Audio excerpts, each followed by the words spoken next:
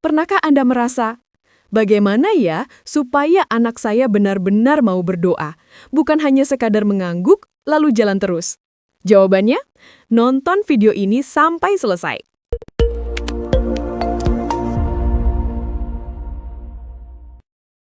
Salve teman-teman, apa kabar Anda hari ini? Sehat selalu ya? Materi kali ini kita akan membahas topik cara mengajar anak berdoa dengan mudah dan menyenangkan. Di video ini, saya akan mengajak Anda masuk ke dalam beberapa strategi yang nyata, praktis, dan sangat mungkin untuk diterapkan di rumah. Karena sebagai orang tua atau pendamping keluarga dalam katekese keluarga Katolik, kita tahu bahwa mengajar anak berdoa bukan sekadar memberi daftar doa, tapi menumbuhkan relasi dengan Tuhan yang hidup. Siapkan secangkir kopi atau teh Anda, duduk santai, dan mari kita mulai pembahasannya. Bagian 1. Mengapa mengajar anak berdoa itu penting? Pertama-tama, kita harus memahami kenapa topik cara mengajar anak berdoa itu sangat penting dalam katekese keluarga Katolik. Karena keluarga kita dipanggil menjadi gereja domestik, rumah di mana iman hidup dan doa tumbuh bersama. Dalam dokumen keluarga katekese disebut bahwa orang tua adalah pendidik utama iman, anak. Ketika kita mengajarkan anak untuk berdoa, kita bukan hanya memberi mereka ritual atau kebiasaan, tapi menumbuhkan relasi dengan Allah, mengenali bahwa mereka dicintai, bahwa doa adalah ruang berbicara kepada Bapa, bukan hanya menyelesaikan checklist sebelum tidur. Contoh nyata, suatu malam saya menemani anak saya usia 6 tahun berdoa. Saya mulai dengan mengucapkan, "Ya Bapak, terima kasih untuk hari ini." Lalu saya ajak dia menyebut satu hal yang membuatnya bahagia, satu hal yang membuatnya khawatir. Dia spontan berkata, "Tuhan, terima kasih untuk dinosaurus mainanku, dan tolong supaya kucingnya Pak Budi cepat sembuh."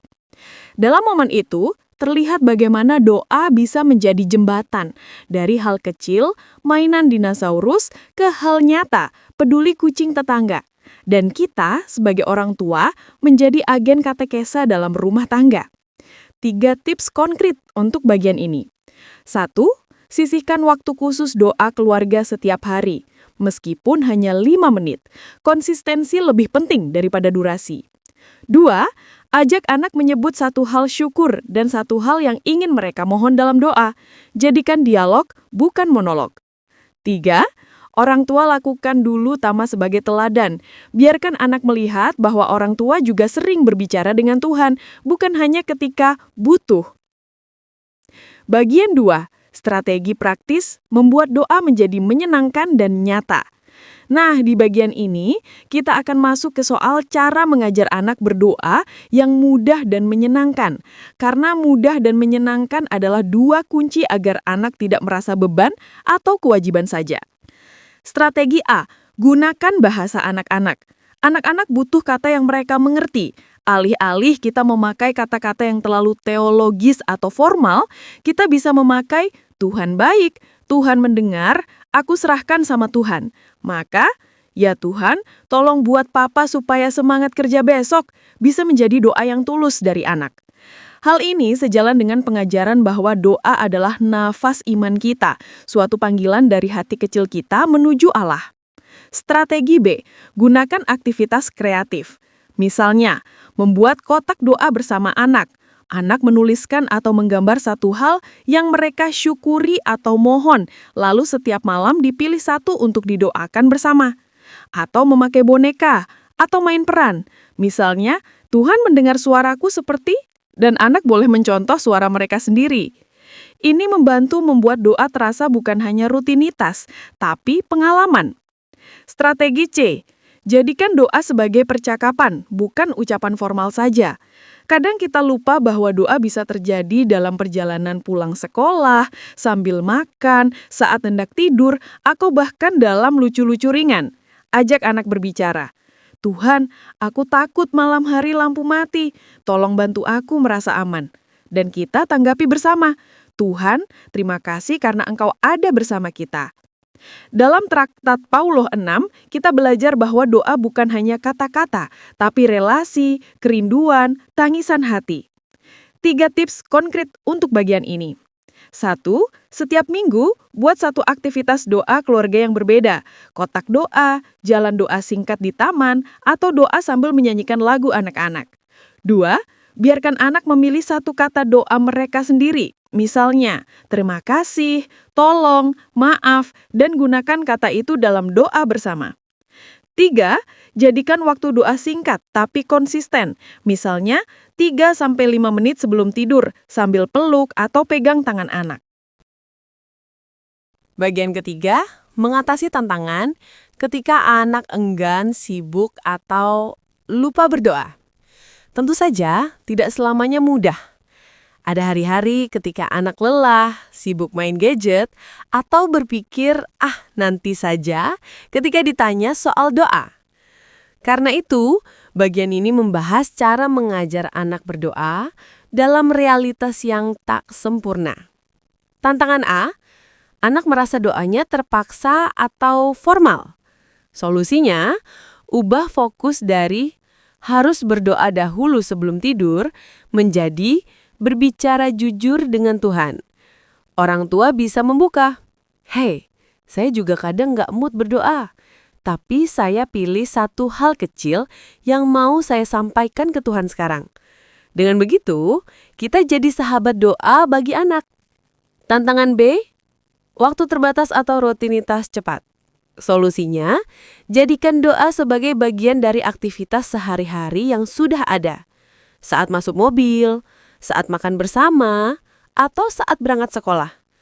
Bahkan doa satu kalimat sederhana bisa terasa nyata. Tuhan, berkati hari kami. Intinya, konsistensi lebih utama daripada panjangnya doa. Tantangan C, anak tidak mengerti mengapa. Hanya soal rutinitas yang membosankan. Solusinya, ceritakan kisah kecil dari Alkitab atau hidup para santo atau santa yang menunjukkan bahwa doa bukan hanya ritual. Misalnya dalam Pope Francis, menuturkan bahwa doa adalah teriak iman dari hati yang haus dengan Tuhan. Atau kita bisa menyebut, Yesus mengajarkan murid-muridnya doa Bapa kami. 3 tips konkret untuk bagian ini. Bila anak melupakan waktu doa, biarkan saja hari itu. Tapi besok pagi, ajak lagi dengan ringan, tanpa menekankan rasa bersalah. Buat doa kilat kapan saja saat sehari-hari. Satu kalimat bersama anak saat melihat awan, atau sebelum makan cepat. Ceritakan satu kisah sederhana, 5 menit, tentang seseorang yang menemukan kerahiman atau pengharapan lewat doa. Supaya anak merasa doa itu hidup, bukan hanya ritual. Bagian keempat, mengaitkan dengan katekese keluarga Katolik. Karena channel kita adalah Alin Podcast dengan tema utama katekese keluarga Katolik, maka bagian ini penting untuk menunjukkan bagaimana cara mengajar anak berdoa bisa dijadikan bagian dari misi keluarga sebagai gereja kecil. Dalam katekese keluarga Katolik, keluarga dipandang sebagai gereja domestik, yang dimana orang tua adalah pendidik utama iman anak. Dok keluarga bersama membantu memperkuat hubungan antar anggota keluarga dan sekaligus memperkuat relasi dengan gereja dan Tuhan. Contohnya, setiap minggu setelah misa, kita bisa ajak anak diskusi ringan.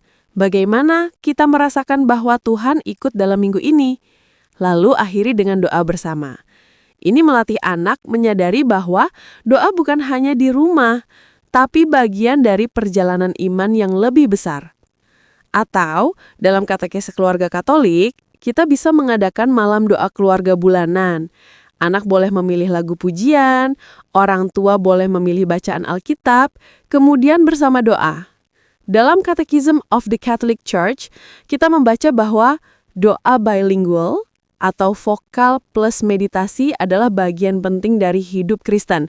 Maka mengajar anak berdoa termasuk mengajarkan, kadang kita ucapkan doa bersama, kadang kita diam dan mendengarkan, kadang kita bernyanyi. 3 tips konkret untuk bagian ini. Tetapkan satu waktu dalam sebulan sebagai malam doa keluarga. Biarkan anak ikut menentukan tema atau lagu.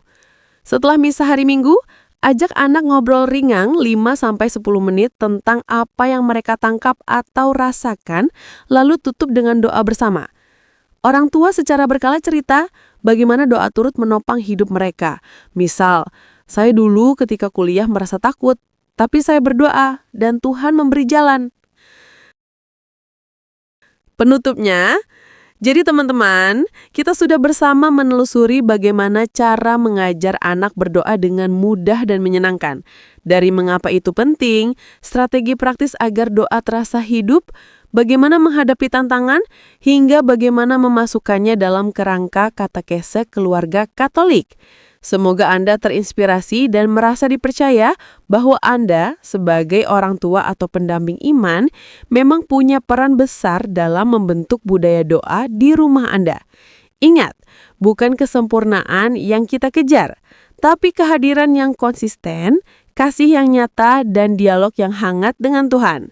Jika Anda merasa video ini bermanfaat, jangan lupa like, komen pengalaman atau tantangan Anda dalam mengajar anak berdoa, share ke teman atau keluarga yang juga membutuhkan, dan tentu saja subscribe ke channel Alin Podcast supaya kita bisa terus berbagi katekese keluarga Katolik bersama.